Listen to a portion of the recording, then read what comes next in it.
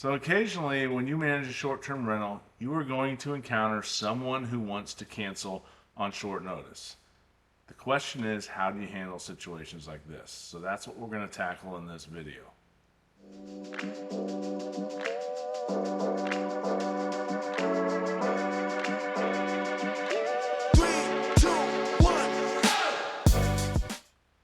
Reservation cancellations happen.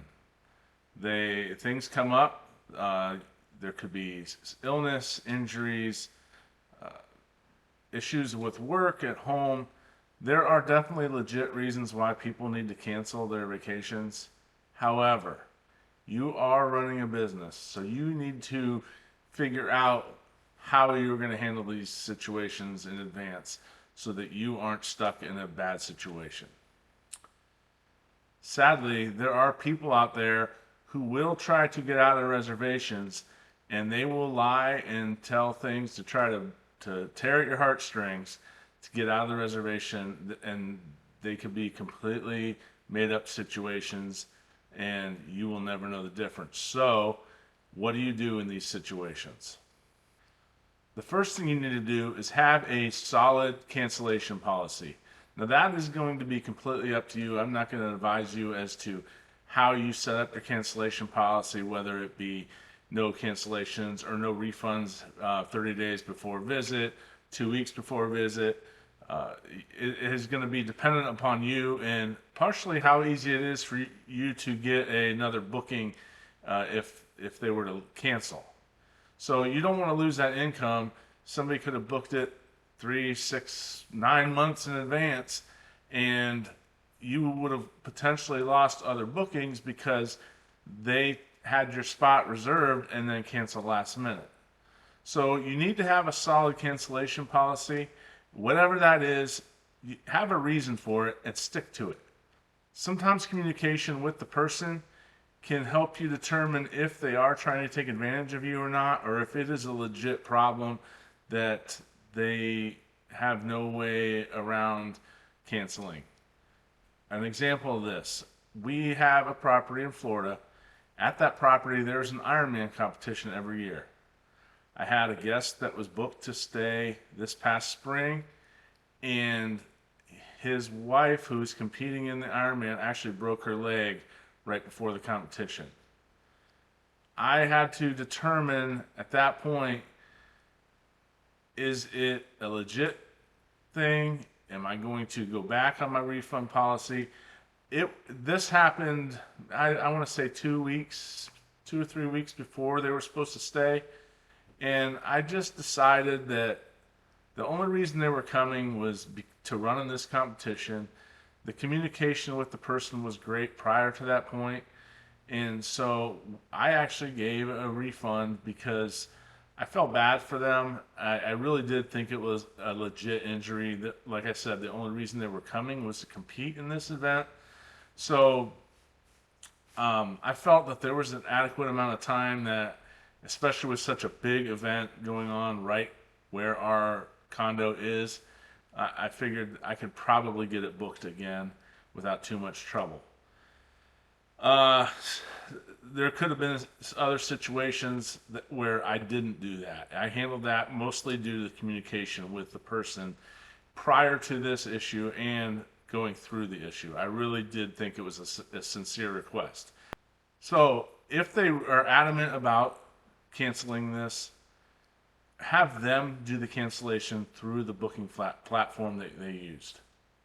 I know that it can count against you for canceling bookings in your rating, so that like the Superhost rating or the VRBO, was it Premier? I forget what they call it now.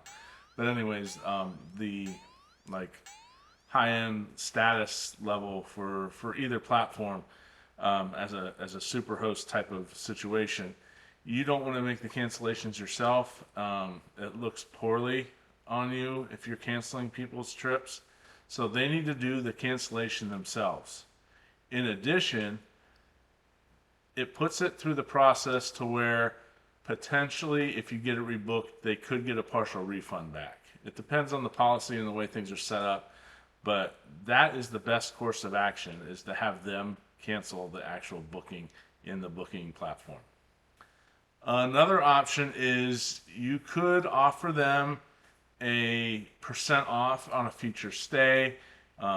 Maybe retain your cancellation policy, and if it's keeping 100%, if they cancel within, let's say, 14 days, offer them the opportunity to get a percentage of that back on a future stay. So whether it be 25%, 50%, whatever you determine is adequate, do that. And it's a nice gesture to show that you're willing to work with them, but you're really they put you in a bad spot by trying to cancel on such short notice to where you can't get it booked now. So that is another option that you may want to consider. It builds some goodwill towards other people and shows that you're willing to work with them. Another thing you could do is just have them contact their travel insurance company. If they didn't get travel insurance, that really lies upon them. You can get travel insurance. It's not like it's something that's hard for people to get. People just choose not to because they feel they don't need it. So I guess you could look at it in the situation of a hotel. A lot of them, especially now, many hotels, when you book, there's a no cancellation. The only way around that is to pay an extra fee. So if the room was $140 a night with a no cancellation fee, you might be able to book it for $20 more with a cancellation policy where you can cancel within a few days. So if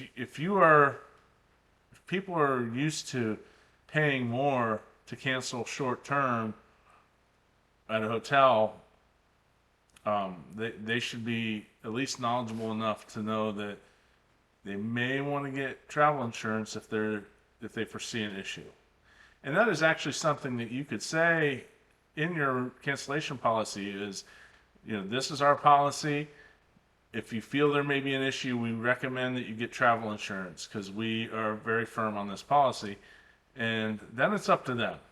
And I think that VRBO, Airbnb, if you show that was what you did and how your policy is written up and they agreed to it, they have to accept some of the responsibility in that. So lastly, I encourage you to just be firm on whatever your policy is.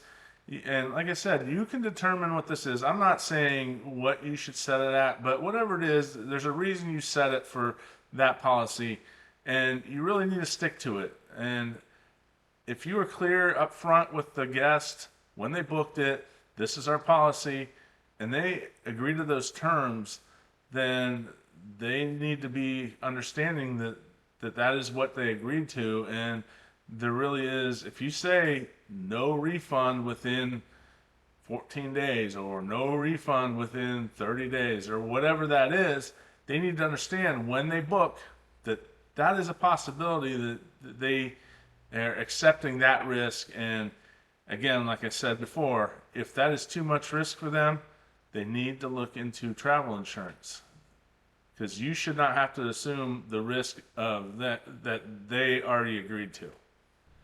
So I hope this helped. I hope I didn't seem too heartless there. That is definitely not my intention. It's just things that you need to consider from the other side of the table, not as a guest, but as a host, to help your business be successful. If you like this video, please hit that like button and subscribe button. If you have any comments, please throw them down there in the discussion. Love to hear from you. There should be some videos coming up here on the end card that have to do with other issues with short-term rental management. So we'd love for you to stick around and watch a few more. And thanks again for watching.